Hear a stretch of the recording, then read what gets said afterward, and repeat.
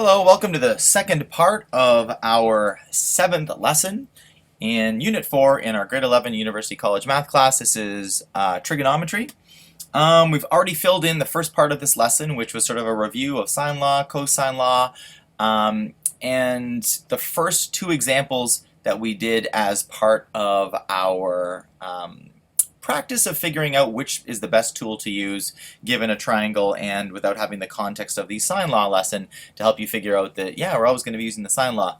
We need to sort of figure it out on our own now. So what you see here are the remaining questions, I think. Yep, the remaining questions that we haven't tackled yet from that lesson. Now, I've gone ahead and filled in all the information that we've been given. If you haven't done that yet, you should definitely pause that, or pause this video and go do that, and then come back, since this is half the fun, is filling this in on your own and doing all that jumping around. So I'm going to assume that you've got that under control now. Let's go look at triangle DEF. So again, we're looking in this case to try to find angle F, so let's go see what that's all about. Trying to find angle F, here you are. So what do we have in this particular triangle? Well, we have side little e, side little d, and side little f. So we've been given three sides here. This is a non-right angle triangle. So hopefully that's setting off some alarms in your head. You know which tools to use here. You can use either sine law or cosine law for these non-right angle triangles. We don't have a side angle pair, so that automatically lets us know that we're going to be dealing with cosine law. So I'm going to change up my colors here, and let's go fill in the cosine law up above. So this is going to be cosine law. And our cosine law to try to find an angle is a little bit complicated, so I'm going to try to write small here. Angle F is equal to the cos negative, the cos negative 1 of d squared plus e squared minus f squared all over 2de. And now we're going to do a substitution step here. So angle F is equal to the cos negative 1 of, so let's see, d was 35 squared plus 20 squared minus 24 squared all over 2 times 35 times 20. There we have our cosine law. Okay, hopefully you got the same answer. Again, I certainly encourage you to work through some of these on your own to kind of get rolling. Next, we're looking at triangle TUV, and we're looking for side little u, so let's go see what that's all about. Here we go. So this is what we're looking for, side little u. What have we been given? Well, we've been given angle u is 90, angle v is 29 degrees, and we have a side over here. Side little v, I guess, is 14.3.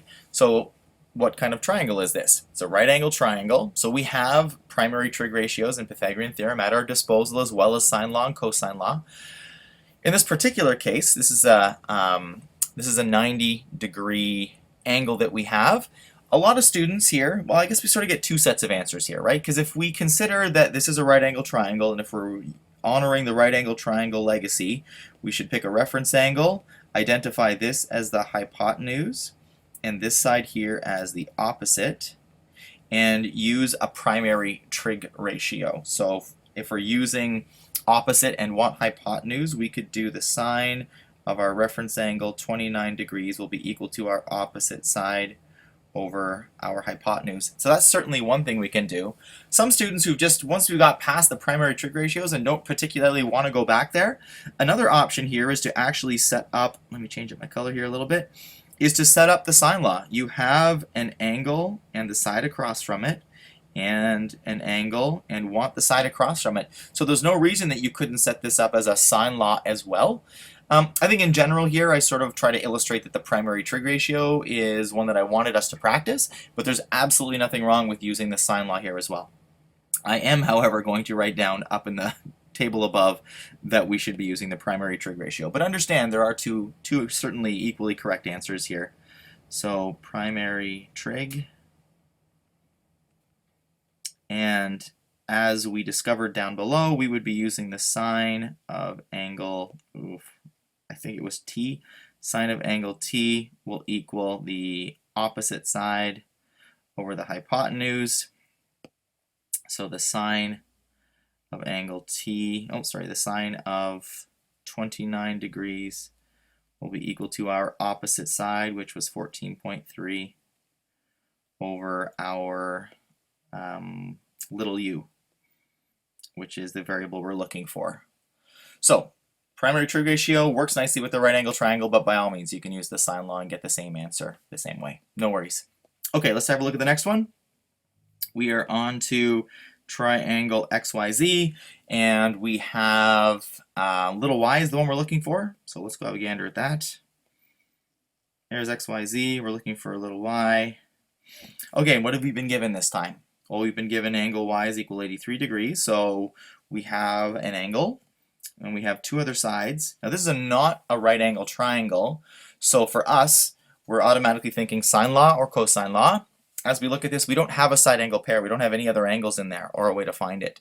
So we have two sides in a contained angle, which spells out cosine law for us. So let's get up there and fill it in. All right, so we're going to do cosine law. This time we're trying to find a side. Cosine law. So for a side of side little y, so that will be y squared, and we'll just use the letters here first, equals, it is x squared plus z squared minus 2xz cos of capital Y. And now we do a substitution step. So y squared equals x squared, that's 25 squared, plus, I think that I saw 30 squared minus 2 times 25 times 30 times, oh goodness, I should have spaced this differently. Fortunately, I'm writing virtually, so I can do that. Times the cos of our angle was 83 degrees. Cos 83 degrees. So there you go. Cosine law for this one. Hopefully you got the same answer as I did. And again, at this point, you would just bang that into your calculator, square root what you get, and then you have what side little y is equal to. All right, let's go have a look at these. We've got 3 more here. Let's get through them. So we're looking for little h this time. Here we go. So we're looking for side little h. So what have we been given in this question? Well, we've got angle G is 68. We've got angle H is 39. We got angle J is 73. So we've been given 3 angles. Now, if you're thinking about this, we've never had any instances where we've been given 3 angles. We've had 3 sides. We can work through that. We can use the cosine law. But we have never had one with 3 angles. And the reason is that that's just not enough information to figure out anything else in that triangle. So this is the legendary insufficient evidence.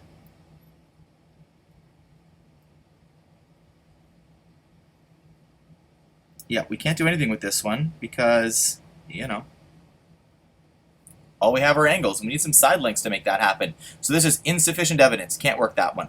That was nice. That was quick. All right. NSW, we're looking for angle N. Let's go see what that's all about.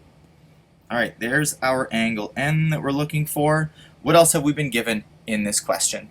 Well, we've been given angle 81 degrees, angle W is 42 degrees. That's it. We don't have any sides or anything. Fortunately, if we've been given 2 angles in a triangle, we can find the third using the sum of interior angles. So let's get that happening. Sum of interior angles, which we can use with any triangle, which is nice. Oh, there we go. Sum of interior angles, so the letters we were given in this one is 180 degrees equals angle N plus angle S plus angle W, and we were given S and W. Should have remembered what that was. 42 degrees plus 81 degrees will equal our angle W, whatever that happens to be. Oh, sorry, that's making a mess of it. I apologize. Let me fix that right now. So that should be angle N is the one we're looking for, and 42 degrees was angle W. My apologies. Too many videos in one day. So sum of interior angles, that's a substitution. Let's get to that last triangle before I can start to make any sillier mistakes. So we've got triangle KLM. We're looking for angle K. Let's get down there and have a peek at it. Here's angle K. That's the one that we want. What have we been given?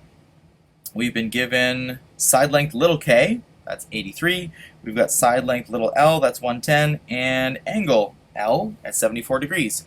So is this a right angle triangle? It is not. So we're talking about sine law or cosine law. Do we have a side angle pair? Yes, we do. So we're going to be using the sine law to find angle K. So let's write that in. Sine law. So the sine law will be K, L, and M, and we have the L. So the sine of L over little l, which looks like a 1. Maybe I'll write that. There we go. Equals sine of K over little k. And now we do some substituting here. Oh, a little bit low there. Let's move that up. So we've got angle L, 74. So the sine of 74 degrees over 110 will equal the sine of angle K, which is our unknown, over 83. Whew! That's the sine law. So hopefully this was helpful to you in figuring out which tools to be using at particular times. What is your homework? Your homework is to, in every triangle that you can, go and solve all of the missing pieces of information. So that would basically be all of them except this guy right here, which is, let me pick a better color. This one has insufficient evidence, so we can't do that one. Done. But we can work the rest of them. So all these other triangles, all the way from ABC down to KLM, you can go through and find the missing pieces of information that are not provided in the question. So give that a go. After that, as you can see from the notes here, we are into just review for unit number 4. So hopefully you're feeling like you've got a new perspective, a new appreciation, and a new understanding of acute angle trigonometry. Good luck with the homework, and we'll talk to you soon.